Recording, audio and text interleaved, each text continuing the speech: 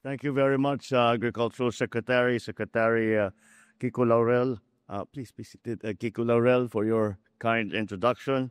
Special Assistant to the President, Secretary Anton Lagdameo. Batangas 5th District Representative Maria Vittorio Marino. Batangas City Mayor Beverly Rose Di Macuja Marino. The Soro-Soro Ibaba Development Cooperative or SIDC Chairman Dr. Angelito Baggi and CEO Rico Heron. World Bank Senior Agriculture Economist Ms. Mio Takada. Stakeholders and members of the cooperative, my fellow workers in government, distinguished guests, ladies and gentlemen, magandang umaga po sa inyong lahat. Ngayong araw na ito, ikinararangal ko na napasinayaan ang Soro-Soro Ibaba Development Cooperative o SIDC Grains Terminal and Training Project. Sa pakikipag-ugnayan ng SIDC at Batangas City Local Government kasama ang Department of Agriculture Philippine Rural Development Project, isang mahalagang proyekto ang naisakatuparan natin. Nakita ng lokal ng pamahalaan ng Batangas at ng DA na may kakulangan tayo sa supply ng mga feeds. Ang kooperatibang kasama naman nito ay gumagawa na ng feeds mula pa noong 1987. Kaya naman, minabuti natin makipagtulungan sa SIDC upang matugunan ang kakulangan na sa supply natin na pagkain o feeds. Sa tulong ng DA at World Bank, nakapagpatayo tayo at ang SIDC ng higit 270 milyong pisong pasilidad. Ito pong feed mill facility na ito ay may 2 silo na may kabuong ng kapasidad na 12,000 metriko tonelada ng mais. Katumbas ito ng 480,000 sako na pakain para sa higit na 1,000 baboy o kaya naman ay halos 600,000 manok. Sa pamamagitan nito, mas magiging maayos ang pag-iimbak ng ating mais. Mas magiging matibay ang ating suporta sa industriya ng poultry at saka ng livestock. At higit sa lahat, magkakaroon ng katiyakan ng kita ang ating mga magsasaka at ang ating mga negosyante. Hindi lamang dito sa Batangas, kung hindi sa buong Calabarzon. Talagang masasabi ko na ang SIDC ay isang modelo ng kaunlaran. Pinatunayan ito na kayang-kaya ng mga kooperatiba na makipagsabayan sa mga malalaking negosyo at magpatayo ng mga malaking pasilidad. I extend my own personal congratulations being a great supporter of the cooperative movement.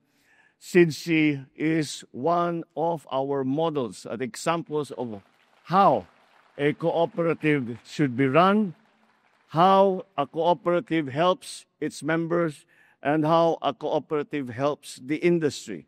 Kaya naman po, talaga lahat ang una sa lahat ng aming mga polisiya, sa DA, sa pamahalaan, one of our the first elements of everything that we do is to consolidate and coordinate and organize all our farmers into cooperatives, farmers groups, all kinds of organizations. Kasi kapag iisa lang, lagi kong sinasabi ito mula pa nung ako'y nagsimula sa serbisyo publiko, kapag ang isang tao lang, if you are only one person, you have only one voice.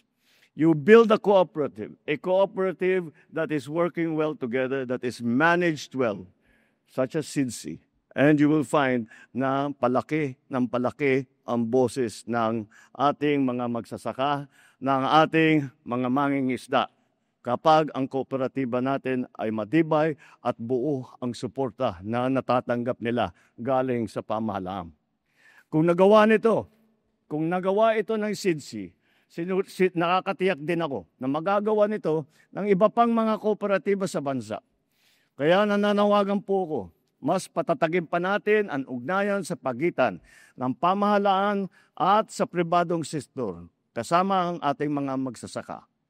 Dahil sa ating pagsasanib puwersa, nakita natin na posible pala na maraming hangarin natin ay mas matulungan pa ang ating mga kababayan. Nakita rin natin na kaya pa natin magbigay ng oportunidad sa ating mga magsasaka upang maabot ang kanilang mga pangarap. Lagi po ninyong tandaan na kami sa pamahalaan ay walang tigil sa pagbibigay ng suporta sa inyong mga pangangailangan upang mapabuti ang sektor, mapabuti, mapatibay, mapalakas at mapalaki ang sektor ng agrikultura. Kaya tinatasan ko ang DA na makipag-ugnayan sa CDA, Cooperative Development Authority, para patibayin, palakasin ang mga kooperatiba ng ating mga magsasaka. Gaya ng SIDSI, tutulungan natin ang mga kooperatibang ito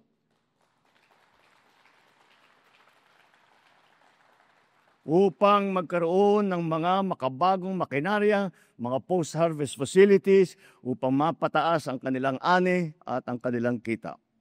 Plano rin ng pamahalaan na maglaan ng pondo para sa mga dryer, mga silo, warehouse, rice at corn mill at iba pang mga kagamitang agrikultura. Dahil dito, mababawasan ang nasasayang na bigas at mais, mapapababa natin ang presyo ng pagkain, at mas magiging produktibo ang ating mga magsasaka. Paigtingin din po natin ang mga proyektong magpapabuti sa irigasyon at patubig na nagagamitin sa mga pump station para sa mas matipid at epektibong daloy ng tubig sa mga bukiran. Ilan lamang po ito sa mga ginagawa ng pamahalaan na para sa ating mga magsasaka. Tinitiyak po natin sa inyo na gagawin namin ang lahat upang matupad ang mga ito. Palalawakin pa natin ang mga programa na ito. Ipapabuti natin at ipapataas ang ating produksyon sa pamamagitan ng pagbibigay ng mas epektibong makabagong teknolohiya. Titiyakin natin na abot kamay ang lahat ng suporta upang mapabilis at mapadali ang pagdadala ng kanilang ani sa merkado. Mga kababayan, ating alahanin na ang bagong Pilipino ay parang isang masikap na magsasaka. Siya ay may disiplina, may husay, may pagmamahal sa bayang kanyang pinapalago. Patuloy tayong magsikap, patuloy tayong magtulungan at magsulong para sa pagunlad ng bagong Pilipinas. Maraming salamat po at mabuhay! Bagong Pilipinas, mabuhay po tayong lahat. Magandang umaga po sa inyo.